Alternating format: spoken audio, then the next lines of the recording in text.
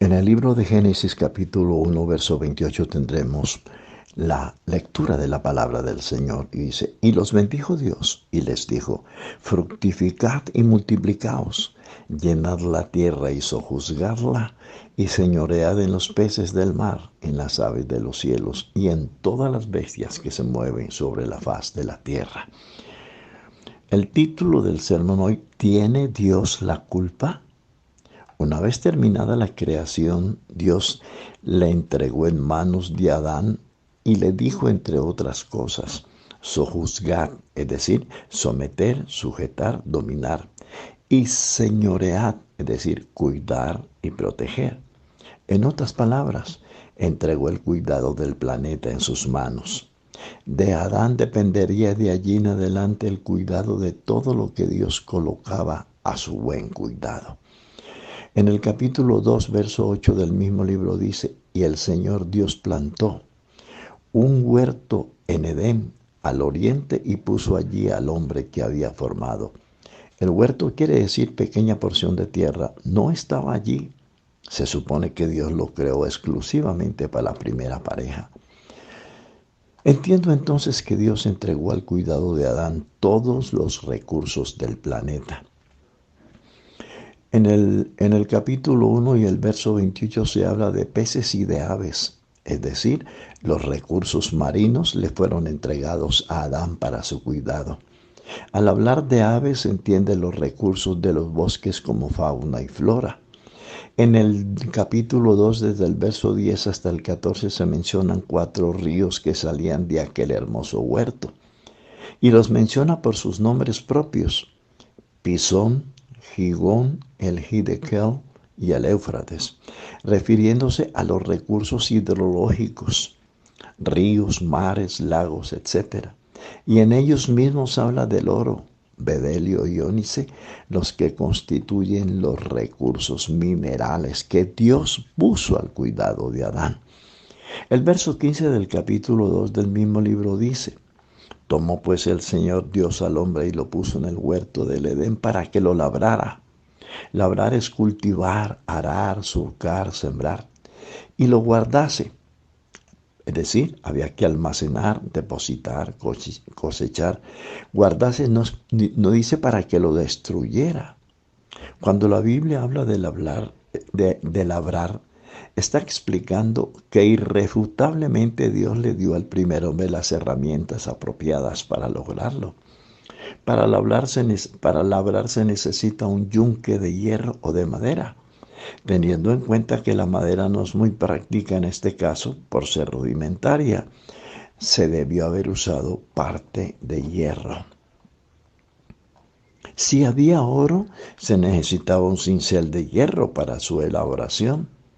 Esto desmiente y descalifica la ciencia que afirma que el hierro y los minerales preciosos aparecieron tan solo en el periodo neolítico, en la edad de piedra. Había minerales valiosos desde el principio de la creación de Dios. El Salmo 8, el verso 6, refiriéndose al hombre, dice, le hiciste señorear sobre las obras de tus manos. Todo lo pusiste debajo de sus pies, ovejas y bueyes, todo ello. Asimismo las bestias del campo, las aves de los cielos y los peces del mar, y todo cuanto pasa por los senderos del mar. Este pasaje es una preciosa confirmación que Dios entregó a Adán todos los recursos de nuestro planeta para su excelente administración. Dios entregó al primer hombre un planeta en perfecto equilibrio y armonía, y así debía conservarse para bendición de la raza humana. ¿Pero qué hizo el primer hombre?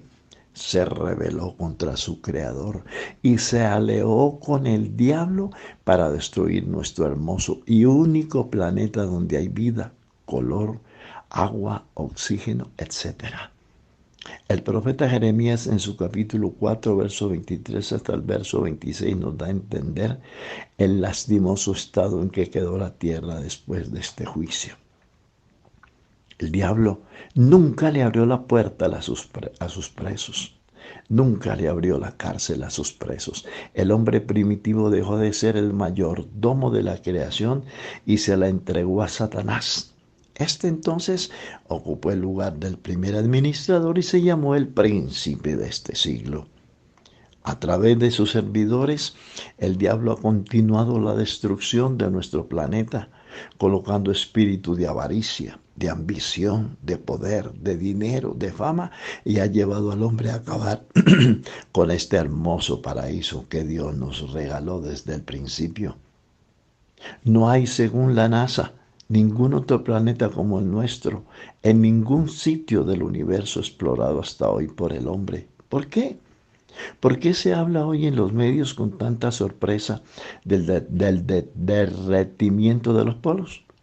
De la espantosa desforestación que han convertido nuestros enormes bosques en desiertos sin agua, arruinando la fauna animal, la flora, secando las fuentes de aguas, destruyendo el hábitat de las especies que los habitan. ¿Y qué decir de las elevadas temperaturas que afligen a muchos países, destruyendo vidas por doquier? No podemos dejar de lado la terrible explotación de nuestros mares con redes que capturan hasta las criaturas más pequeñitas del entorno marino, dejando sin opción nuevos reproductores para reintegrar nuevas especies con las que el hombre está destruyendo. Sería un desacierto no mencionar aquí el fenómeno de la niña, el cual tiene una gran cantidad de explicaciones, pero entre ellas la concentración de aguas cálidas del Pacífico ecuatorial, concentrándolas en los ejes montañosos de Oceanía, América del Sur, Europa y parte de los Estados Unidos, generando de esta manera una gran concentración de nubosidades, las que descargan sobre la Tierra enormes precipitaciones pluviales, que desbordan ríos, que rompen diques, que deslizamientos de tierra que se tragan a sus moradores y que sepultan bajo el agua pueblos, ciudades enteras, que producen hundimientos de poblaciones, provocando desplazamientos humanos en masa, arrasando lo que encuentran a su paso, sembrando el dolor y llenando de luto las organizaciones y las congregaciones, los conglomerados humanos. Tomé un artículo de la publicación Alterinfos que dice: el hombre es aquel que destruye su propia naturaleza, destruye su hábitat con verdadera saña, como si odiara la bellísima morada en que vive y a las criaturas que le acompañan y viven con él. Acaba con las plantas que son su abrigo, su alimento y medicina, sin el menor agradecimiento, sin la más mínima consideración.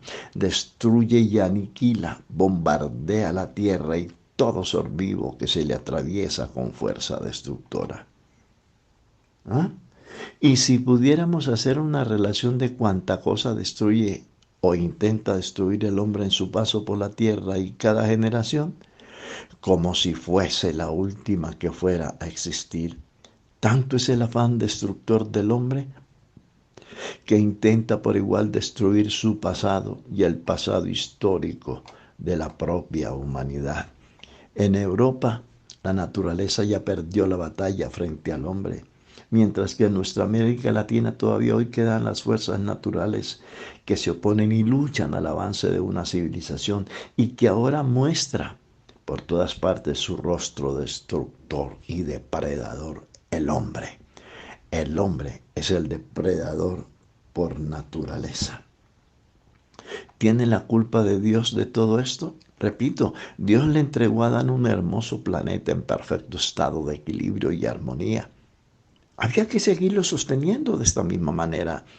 Recientemente algunos científicos norteamericanos y europeos concluyeron que la culpa de la destrucción de nuestro planeta es del hombre.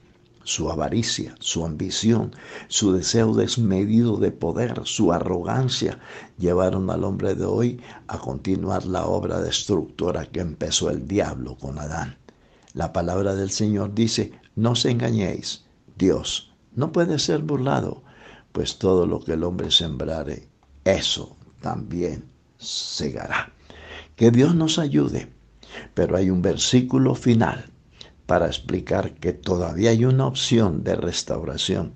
Si se humillare mi pueblo sobre el cual mi nombre es invocado, y oraren y buscaren mi rostro y se convirtieren de sus malos caminos, entonces yo iré desde los cielos, perdonaré sus pecados y oiga, y sanaré su tierra. Dios les bendiga.